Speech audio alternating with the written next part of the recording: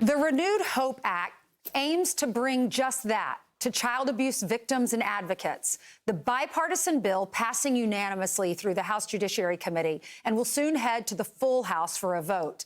The mission here is to hire and train more employees to streamline investigations and to protect the children, the victims. It comes as we have seen a massive spike in sexually abusive images online, rising 56% in just 3 years. Look at that, 89,000 images. Advocate and retired football player Tim Tebow has been working with lawmakers to pass this law, and he joins us now. Hey, Tim, great to see you. Ainsley, thank you so much You're for welcome. having me, and thank you so much for caring about this. Of course, thank you for caring about it. Even before you became a dad, you were caring about these children. What exactly is the Renewed Hope Act? What will it do?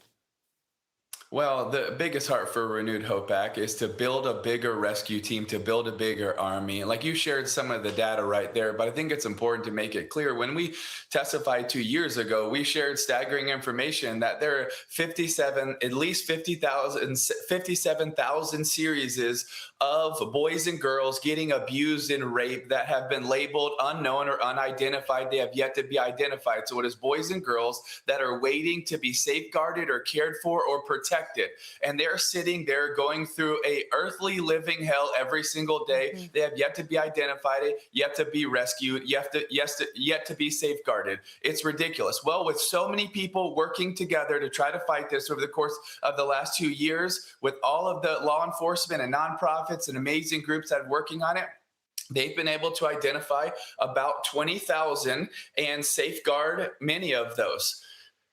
Well, with that 20,000 that have been identified and or safeguarded, now that number is 89,000. So if there wouldn't have been those 20,000, it would be 109,000. Mm-hmm. It is a crime type that is growing every single day, and nobody wants to talk about it. Why? Is because so much of it is in our own backyard. And so many times we think it's over there. It's not.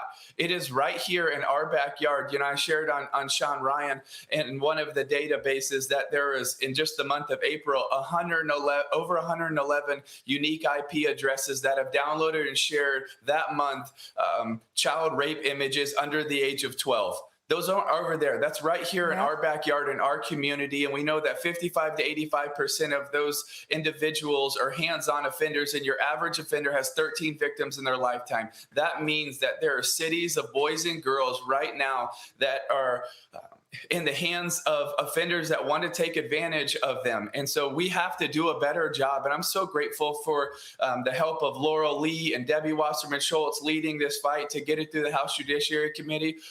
But for me, I have yet to celebrate until so many of these boys and girls can get out of harm's way and get into a place where they're protected, cared for, and loved. Gosh, I mean, their little tiny bodies and what they're going through. The Bible says they're valuable gifts. We're supposed to protect our children. That's our jobs.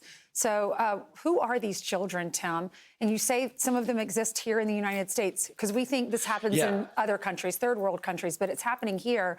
Who are these children, and what happens to the men, probably mostly men, who are doing this to these children and looking at these disgusting images?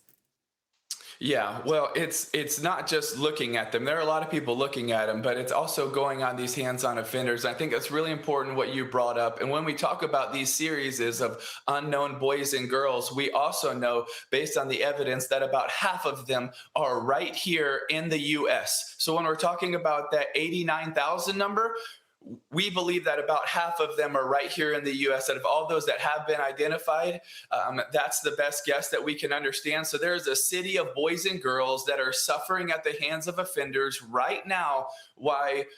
We talk about other things, but they are going through a living hell right now. And that's why there's such urgency. If you hear it in my voice, it's because they are suffering. And if it was you or me or our families or our kids, would we want people to urgently react? Yes, because while we have one more day, they have one more day of suffering.